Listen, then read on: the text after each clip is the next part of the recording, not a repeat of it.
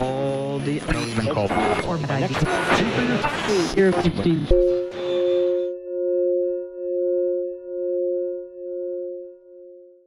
One of the other things I do, I'm a life and leadership coach, and I work with people one-on-one, and I tell people before they start that the coaching is a kind of scam because I don't have any answers for anybody else, and I don't diagnose people, I don't give good advice, but I engage with some kind of curiosity with each individual and have this great faith that out of that curiosity and out of that space something that's alive emerges.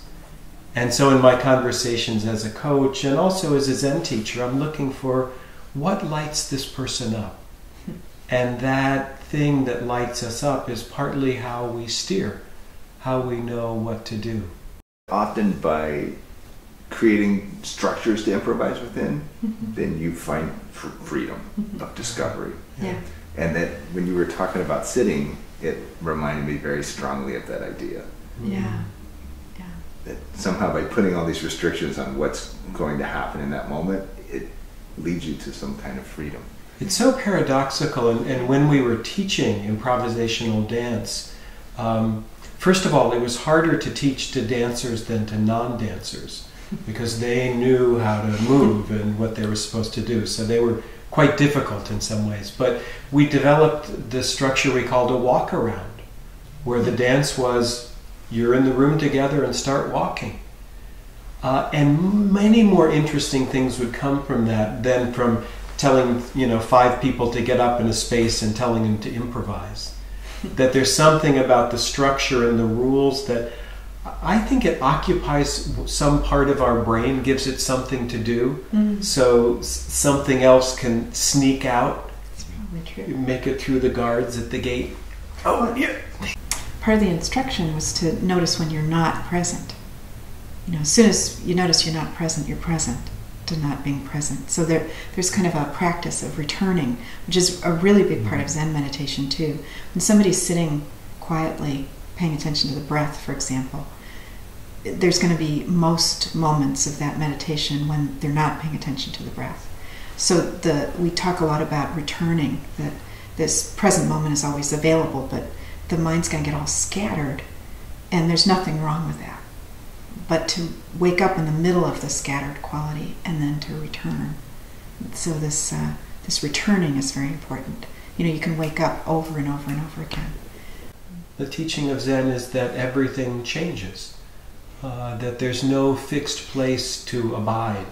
So rather than trying to control, we find our freedom by being with where we are.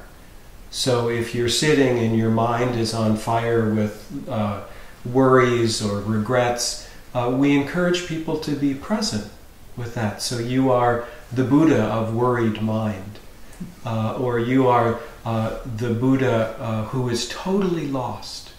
So rather than, I need to find where I am, where am I? To be totally lost. This is your life. We're all human. It all comes and goes. Yeah. So the word that keeps coming up for me is commitment.